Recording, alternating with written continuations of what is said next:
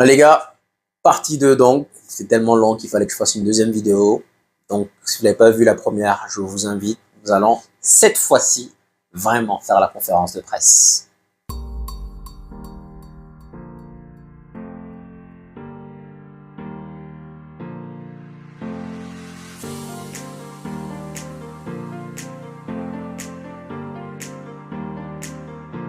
Alors, guys, malgré les 23 minutes de la précédente vidéo, il y a quand même des points que j'ai quand même oubliés. Mais donc là, nous allons les traiter. Vous savez, Ole apparemment a vu Rangnick qui lui a dit sincèrement, bon courage à toi. Quand Rangnick est devenu coach, il lui a dit bon courage à toi parce que l'environnement est devenu toxique. Et ce que j'ai toujours dit, Ole, pour moi, n'a jamais été un bon coach. Et forcément, l'environnement est toxique. Il a dit, c'est Ole qui parle. Ole a dit à Rangnick, donc au mois de décembre, janvier, prépare-toi mentalement parce que tu es dans un environnement toxique. Là, nous sommes en novembre. Dis-toi qu'il y a 2 mois, ce n'était pas aussi toxique que ça. C'est-à-dire qu'en 2 mois, ces mêmes joueurs qui étaient là en train de dire que ouais, Ole, c'est le meilleur coach de tous les temps. En 2 mois, les mecs, ils ont fait fiou, oh, c'est bon, on est fatigué. 2 mois. Donc, on a jeté quasiment Rangnick dans la foire au lion et on s'attendait à ce qu'il fasse des miracles. Il n'y a pas de miracle dans la vie, les gars. Enfin, je veux dire, le travail paye toujours, mais il y a des miracles, mais voilà. Ensuite, il y a un point aussi qui m'a marqué, les gars, c'est le commentaire de Gary Neville. Il a dit une phrase très touchante. Il a dit, tu n'as plus envie de regarder cette équipe jouer. T'as pas envie. Il dit, j'ai plus envie de commenter leur match. T'as pas envie. La vérité, c'est que t'as pas envie. Je regarde les matchs, c'est dur, hein. Et ce qu'il a dit, c'est profond parce qu'il dit, c'est la pire des critiques que l'on peut donner à une équipe. C'est dur. La pilule, elle est dure à avaler. Elle est très dure à avaler, les gars. Sincèrement, elle est dure à avaler. Et je pense que je suis, pas que moi, mais beaucoup parmi nous, parmi vous, on est tous dans le même bateau. On en a marre de voir United jouer. Les gars, vous savez qu'aujourd'hui, si United joue le top 10, on sait quasiment tout ce qu'on va perdre. Le match de Newcastle, je savais qu'on allait perdre. Il n'y a même pas photo, je savais qu'on allait perdre. Donc déjà, avant même de voir tout ça, je savais qu'on allait perdre, je me suis dit, allez. Demain, Chelsea, les gars, c'est possible qu'on perde. Franchement, top 10. Il y a une stat qui fait mal quand même, je l'ai vu il n'y a pas longtemps, c'est 1 point contre le top 9 en 2 ans. Not good enough, guys. C'est insuffisant. 1 point. Et le seul point là, c'était contre Tottenham. Et même ce match, on menait 2-0. Et après, on s'est fait rattraper comme des blaireaux, comme d'habitude. 1 point. 1 point contre le top 9. Ah. C'est une stat qui fait mal, guys. Qui fait très très mal. Conférence de presse donc, guys. C'est parti. Alors, on demande à Ten Hag comment est-ce qu'il gère en ce moment la pression. Il dit que nous avons eu une plutôt bonne semaine. On a eu 2 très bons matchs. Et c'est là où moi j'ai un problème avec Ten Hag. 2 très bons matchs. Encore. Les gars, je vais vous donner quelques statistiques pour ceux qui ne... Voilà. Lors des 5 derniers matchs, il y a une moyenne environ de 17 voire 18 tirs que l'on concède par match. Donc, Luton en a eu 16. D'accord? Luton a eu 16 tirs. Everton en a eu 24. 24! Everton, c'est juste qu'ils sont nuls en fait, c'est tout. Mais ils ont eu 24 tirs. Donc, est-ce qu'on a fait un grand match? On a marqué un super but. Peut-être 2 super buts, mais est-ce qu'on a fait un grand match? Je ne pense pas. 24 tirs contre Everton. 17 contre Galatasaray. C'est énorme. Maintenant, pour souligner ce que je vous dis depuis quelque temps, pendant ces matchs, nous avons vu un duo McTominay-Eriksen. Vous vous en souvenez? Ok. Nous avons vu également un McTominay Amrabat. Vous vous en souvenez? Ok. Nous avons vu également un McTominay Maino. Vous vous en souvenez? Ok. Mais les dénominateurs communs restent toujours le même. Pendant ces matchs, on a vu un Eriksen briller.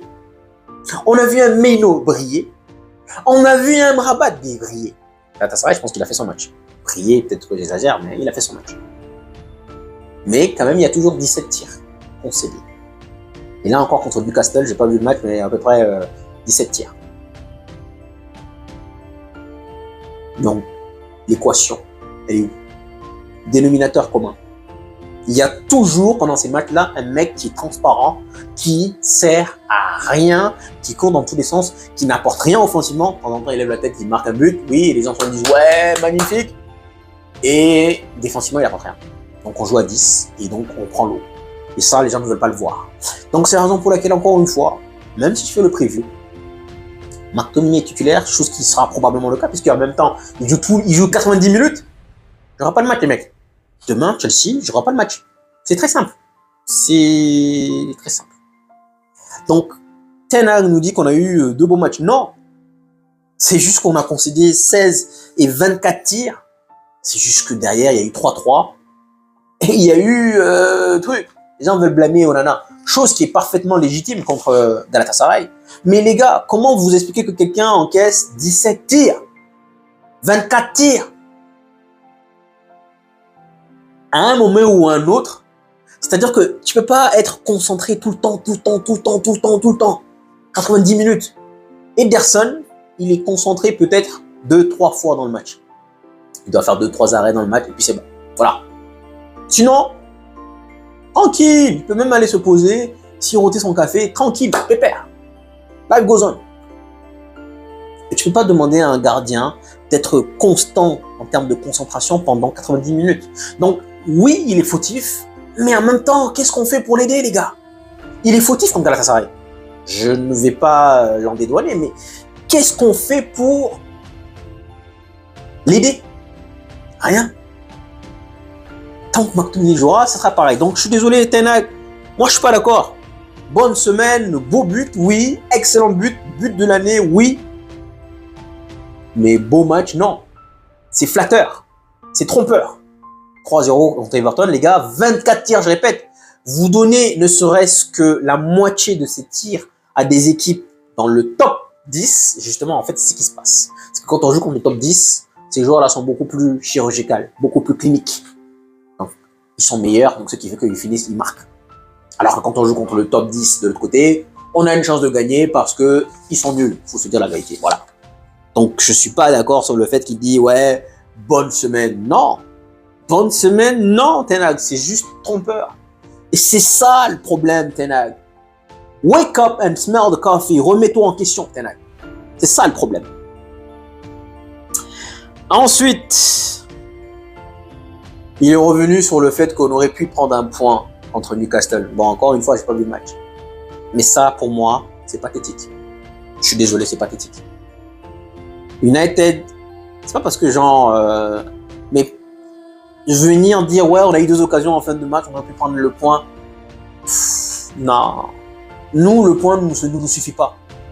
Quand tu regardes les stats et que tu n'es pas capable de prendre des points, surtout à l'extérieur, on perd défaite.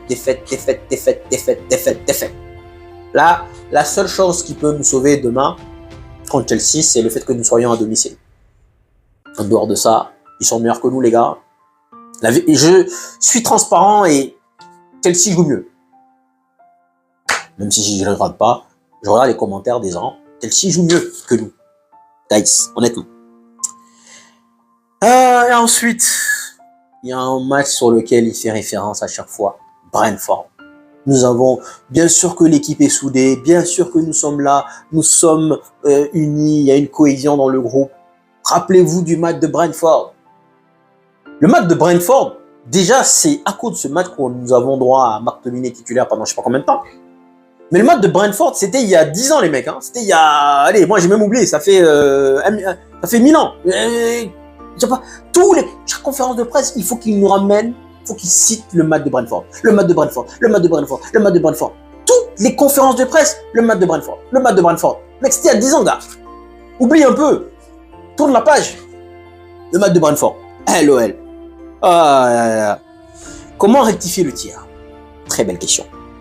Alors, il dit, déjà, bon là, c'est là où il parle des journalistes qui ont été ban. Donc, il a exclu des journalistes. Ça me rappelle une petite histoire. C'est l'histoire de Ferguson, pour ceux qui s'en souviennent. Je crois qu'il y avait un match en conférence de presse. Je ne sais plus c'était quel match. Il était en pleine conférence de presse et il discutait avec quelqu'un en disant c'est qui lui. Pendant la conférence de presse, je me rappelle très bien de cette action. Il dit ben lui je veux plus jamais le revoir, tu ne donnes plus jamais accès. Ten a refait la même chose. Ça c'est quand même quelque chose que je souligne. Des gens qui veulent voir ta chute, évite-les. Pourquoi tu vas les côtoyer? Ça je suis d'accord avec lui quand même mine de rien. Je suis quand même d'accord avec lui mine de rien. Ensuite, sur la question est-ce qu'il y a des problèmes dans le vestiaire, Ten Hag ose nous dire qu'il n'y a pas de problème. Ten Hag est un grand menteur. Ce même Ten Hag est venu nous dire qu'il n'y a pas de problème avec Varane. Et pourtant, depuis contre City, donc juste avant City, Varane n'est plus là. City, Newcastle, Luton, bref, je sais plus qui, nanana, Varane ne joue plus. Et tu me dis qu'il n'y a pas de problème. Par contre, il a souligné qu'il y avait un ou deux joueurs peut-être avec qui il a eu une altercation. En disant que, voilà, aujourd'hui il écoute tout le temps, il écoute beaucoup ses joueurs. Et que si jamais les joueurs pensent qu'il n'a pas la bonne formule, il va les écouter. C'est faux. Ten Hag, c'est faux. C'est faux. Ten Hag, il n'y a pas plus borné que toi. Tu sais que ça ne marche pas. Et ça, il y a plusieurs exemples. On a vu Bruno à droite. On sait que ça ne marche pas. Tout le monde sait que ça ne marche pas. Même le cafard qui est en train de trimballer là dans la rue, il sait que ça ne marche pas. Tout le monde le sait. Mais toi, tu continues. Tu es borné. Tu sais que ça ne marche pas. Bruno à droite, tu continues à le faire. Il y a d'autres choses que tu continues. Martial. La seule raison pour laquelle moi j'ai mis Martial titulaire contre Everton, parce que c'est une équipe qui le réussit bien et j'étais confiant dans ce sens où il allait marquer un but. C'est la seule explication. Après déjà, je le dégage. Je le dégage. Je le dégage, guys.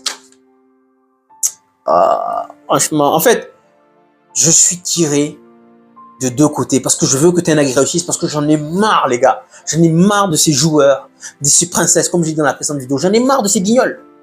Mais en même temps, lui aussi, il n'aide pas. Il n'aide pas.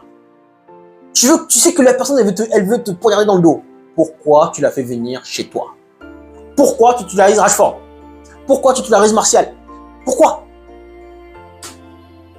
Personne ne va te blâmer, mon gars. Êtes-vous sûr Est-ce que vous êtes sûr de pouvoir renverser la vapeur? Oui. Je pense que oui, les gars. Sincèrement, les gars, je vous jure que moi, je répète, il y en a plein qui le critiquent dans sa tactique, chose qui est totalement légitime. Il y en a plein qui le critiquent aussi dans sa façon de faire, dans ses résultats. Dès qu'on va à l'extérieur, dans le top 10, top 9, il y a des fêtes. Mais je pense qu'il y a quelque chose. C'est juste que moi, ce qui m'agace, encore une fois, ce sont ces compos de haine. Ces grosses compos de haine. Du favoritisme. Tu n'es pas équilibré dans ton discours. En te disant, ouais, Sancho, voilà, Rashford, non, il va continuer, il va s'améliorer. Rashford, il t'aime pas. Rashford, c'est un... Rashford, je le dégage. Encore une fois, il revient sur les performances d'Everton. En fait, c'est... Vous savez, quelqu'un qui... C'est comme quand vous êtes amoureux de quelqu'un. Et ce quelqu'un-là vous envoie donc tous les signes qu'elle n'est pas intéressée. Elle ne veut pas de vous. Elle vous envoie les signes, les signaux, elle vous envoie, elle vous fait comprendre clairement que voilà, vous l'agacez, que voilà. Mais vous, dans votre tête, vous êtes dans un monde parallèle, vous êtes là. Oh, peut-être qu'elle a fait ça pour ça, peut-être qu'il a fait ça pour ça, peut-être qu'en fait c'est pour ça. C'est juste que vous refusez de voir la vérité. C'est la même chose. Il pense qu'il va réussir. Moi je pense qu'il peut réussir. Mais encore une fois, il faut qu'il arrête. Tu l'as essayé, un système qui ne marche pas, ça fait combien d'années? Change. Change, Ten Hag. Change. Change. Ensuite, discours, nous sommes toujours en transition dans la bonne direction. Je ne suis pas d'accord, Ten Hag. Je ne suis pas d'accord. On n'est plus en transition. Transition, c'est une année. Ouais, là, je conçois du fait que nous sommes en transition. Ok. Deuxième année, non, Ten Hag, non. On n'est plus en transition. Et on n'est certainement pas dans la bonne direction. Certainement pas. Certainement pas. Ten Hag, wake up and smell the coffee. Franchement, moi, je veux qu'il réussisse. Encore une fois, je veux qu'il réussisse. Je veux qu'il réussisse. Il doit réussir. Parce que dans tous les cas, on n'a pas le choix. On n'a pas le choix, on n'a pas de quoi le limoger. Donc, dans tous les cas, la seule chose que l'on peut faire, c'est espérer qu'il revienne à la raison. Espérer que le mec retrouve un peu des coronesses, un peu de la jugeote. Et qu'enfin, il commence à réfléchir. Parce que là, je suis désolé, il ne réfléchit pas. Donc, bon, sincèrement, je veux qu'il revienne. Je veux qu'il s'impose. Parce que, sincèrement, j'en ai marre de ces guignols, de ces... J'en ai marre d'eux.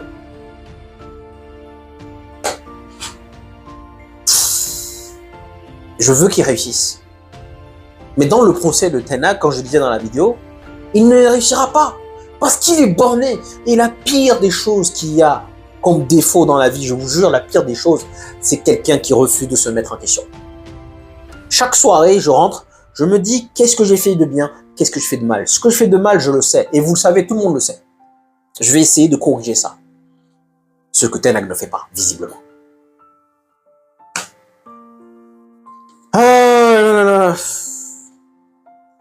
Ensuite, on dit sur la question du fait que certains joueurs ne fournissent pas assez d'efforts. Ils parlent de fatigue, mais t'as pas le droit, c'est pas une excuse. Les gars, temps mort. Fatigue. Rashford n'a pas joué contre Galatasaray. Je répète, Rashford n'a pas joué contre Galatasaray. Rashford n'a pas joué contre Galatasaray. Quelle fatigue! Quelle fatigue! C'est ça ton problème de Ten Hag. C'est ça que je vous disais, c'est que le mec, il est borné. Il a quelque chose en tête et il pense que c'est tout droit. Il y a un mur, il est là, bam, bam, bam, bam. Il est sûr que sa tête, son front, crâne d'œuf, va forcément arriver à défoncer le mur. Bam, bam, il y a un mur. Réfléchis un peu, Ten Hag. Réfléchis un peu. Fou. Les gars, heureusement que j'ai fait 2 vidéos parce que là, sincèrement, il y avait trop de choses à dire. Trop de choses à dire. Beaucoup trop de choses à dire. Et jusqu'à présent, je ne suis pas encore vidé, honnêtement. Franchement, je m'excuse de mon langage, les gars, si jamais vous trouvez. Parce que parfois, honnêtement, quand je suis comme ça, je suis à bout. Quel compo il va nous mettre? Réfléchissons un peu. Devinette, les gars. Question pour un champion. Quel compo Ten Hag va nous mettre? J'en ai aucune idée, sincèrement. Mais je vais essayer de deviner. Mais ce qui est sûr, c'est que s'il nous remet McTominay encore, je pense qu'il va jouer. Ce qui veut dire que je ne vais pas regarder le match. Mais s'il nous met Rashford, sincèrement, c'est que franchement, Ten Hag, t'es un abruti fini. Honnêtement. Franchement. Honnêtement. Quelqu'un qui vient te montrer qu'il s'en fout, tu continues à le faire jouer, c'est scandaleux. Honnêtement, donc, Onana, titulaire, parce qu'apparemment, le mec, c'est juste la Ligue des Champions qui ne réussit pas. Mais ça aussi, Ten Hag ne le comprend pas. Contre le Bayern, il va encore le faire jouer. Réfléchis, Ten Hag, réfléchis. Alors, donc, Bissaka, Dalot, je pense peut-être qu'il va encore aller avec la même équipe. Hein. Tu as un latéral gauche qui est là, mais tu préfères jouer quand même Dalot à gauche. Je n'ai pas vu le match, je sais pas ce qu'il a fait, mais bon, voilà. Allez, Bissaka, Maguire, Shaw, Dalot, McTominay. Il fait l'alternance maintenant entre Kobbie Mainoo et Amrabat. C'était Amrabat qui a joué la dernière fois, donc cette fois-ci, non, c'était Mainoo qui a joué. Donc cette fois-ci, ce sera Amrabat qui va jouer. McTominay, Amrabat, Bruno Fernandes, Garnacho, Højlund, Rashford ou Anthony. Mais je pense Rashford. Je pense avec ça qui va aller. Pronostic, guys. C'est scandaleux, hein, les gars. C'est triste. Je vous jure, c'est triste. Vous êtes là, vous fournissez d'efforts, vous êtes là, vous... Tout ça pour rien. Rien. Ça fait combien d'années que Chelsea ne nous a pas battu chez nous, les gars? Je crois que la dernière fois qu'ils nous ont battus, je crois que c'était en 2013. Si ma mémoire est bonne, ça fait 10 ans, plus de 10 ans, que Chelsea n'est pas venu nous battre chez nous. Plus de 10 ans. Et là, je pense qu'ils sont partis pour. Ça n'est pas encore, bien sûr, une fois de la compo, mais vous voyez Martial, Rashford, McTominay, ensemble, c'est une défaite. Pas besoin de vous fatiguer. Donc moi, je dirais match nul, 2-2. Je ne vois pas gagner. En même temps, j'ai espoir qu'on ne perde pas. Donc 2-2, match nul. Et puis voilà, si jamais, j'aurai pas le match les mêmes, sincèrement. Je fournis d'énergie, de l'effort. Pour rien, les gars. Pour rien. Donc vraiment, pour ma santé mentale, moi, je vais commencer à prendre un break. Mais vraiment, je vois des joueurs qui ne me plaisent pas. Pour l'instant, je suis qu'à McTominay, mais je pense que Rashford va bientôt intégrer la liste tout de suite, bientôt. Guys, prenez soin de vous.